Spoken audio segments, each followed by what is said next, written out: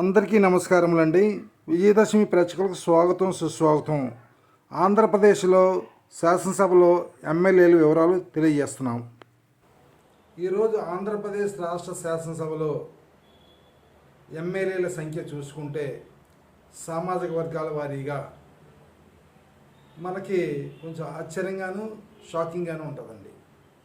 ఆంధ్రప్రదేశ్ శాసనసభలో మొత్తం 175 స్థానాలు ఉన్నాయండి. ఈ 175 స్థానాల్లో ఏ సామాజిక వర్గానికి ఎంతమంది శాసనసభ్యులుగా ఉన్నారు అనేది మనం తెలుసుకోవడానికి ప్రయత్నిస్తే ఈ శాసనసభ్యులుగా ఎన్నికైన వారు ఆ సామాజిక వర్గాల వారు చూసుకుంటే ఇంత ఎక్కువగా ఈ కులం వారు ఉన్నారా, ఈ సామాజిక వర్గంలో ఉన్నారా అనేది మనకి షాక్గా ఉంటుందండి. ఎందుకంటే ఆంధ్రప్రదేశ్ రాష్ట్రంలో పార్టీలన్నీ ఏం చెప్తున్నాయంటే మేము బీసీలు ఉద్ధరిస్తున్నాము, బీసీల కోసం ప్రత్యేకించి ఈ సీట్లు కేటాయించి ఇన్ని సీట్లు కేటాయించు అని చెప్పుకుంటూ ఉంటారండి. కానీ అసలు వాస్తవానికి ఏం జరుగుతుందో మనం తెలుసుకోగలిగితే ఎలక్షన్లు వచ్చినప్పుడు, ఈ ఎలక్షన్లో పోటీ చేసినప్పుడు చెప్పే మాటలు తర్వాత ఫలితాలు వచ్చిన తర్వాత చూస్తే అసలు శాసనసభ్యులకి ఎంతమంది ఎన్నికయ్యారు, ఎంతమంది ఉన్నారు, ఏ పార్టీ నుంచి ఎంతమంది ఉన్నారు, అన్ని పార్టీల నుంచి ఎంతమంది ఉన్నారు అన్నది మనం చూసుకుంటే కొంచెం బాధగాను, నిర్లిప్తంగాను, నిస్తేజంగాను ఉంటుందండి. ఎందుకంటే ఇక్కడ ఈ దేశం స్వతంత్రం తీసుకొచ్చింది అందరం కూడా సమానంగా బతకాలని, అందరికీ ప్రాతినిధ్యం ఉండాలని, అందరికీ గౌరవం ఉండాలని, అందరికీ కూడా రాజ్యాధికారం ఉండాలని, అందరికీ అన్ని అధికారాలు ఉండాలని చెప్పి మనం స్వతంత్రం కోసం పోరాటం చేస్తే ఇక్కడ జరుగుతున్నది ఏంటి? అసలు ఈ స్వతంత్ర భారతదేశంలో, ఈ రాష్ట్రాల్లో, ఈ దేశంలో ఏం జరగబోతుంది, రాబోయే రోజుల్లో ఎలా ఉంటాయి అన్నది మనం తెలుసుకుంటే కొంచెం చాలా బాధగా ఉంటుంది. ఇక్కడ విషయం ఏంటంటే ఆంధ్రప్రదేశ్ రాష్ట్ర శాసనసభలో సామాజిక వర్గాల వారీగా శాసనసభ్యులు ఎవరు ఏంటన్నది మనం చూసుకుంటే ఓసీలకు సంబంధించిన శాసనసభ్యులు ఇంత శాతం ఎక్కువగా ఉండడం అనేది కొంచెం షాకింగ్గానే ఉందండి. ఈ షాక్ ఎంత షాకింగ్గా ఉంటుందంటే మీరే చూస్తే ఈ ఫిగర్లు చూస్తే, ఈ ఫ్యాక్ట్స్ అండ్ ఫిగర్స్, ఈ గవర్నమెంట్ లెక్కలండి. నేను తయారు చేసిన లెక్కలు లేకపోతే ఎవరు తయారు చేసిన లెక్కలు నేను మీకు చెప్పట్లేదు.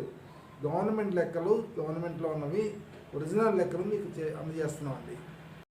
రెడ్డి సామాజిక వర్గంకి చెందిన ఎమ్మెల్యేలు 50 మంది ఉన్నారండి. కమ్మ సమాజ వర్గానికి చెందిన ఎమ్మెల్యేలు 17 మంది. కాపు సామాజిక వర్గానికి చెందిన ఎమ్మెల్యేలు 24 మంది. బలిజ సామాజిక వర్గానికి చెందిన ఎమ్మెల్యేలు 2.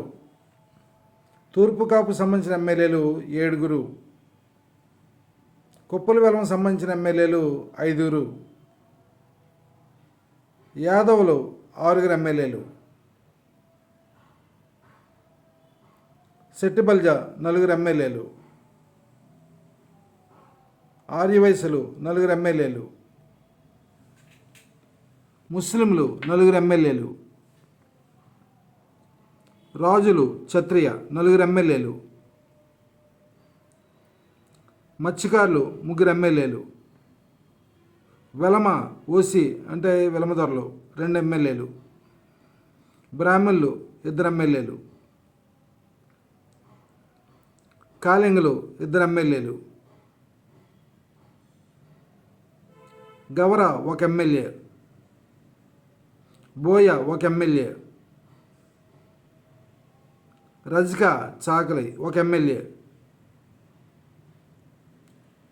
ఎస్సీలు 29 మంది ఎమ్మెల్యేలు. ఎందుకంటే 29 రిజర్వేషన్ అండి, కాబట్టి ఎస్సీలు 29 మంది ఎమ్మెల్యేలు సంఖ్య ఇక్కడ వచ్చింది.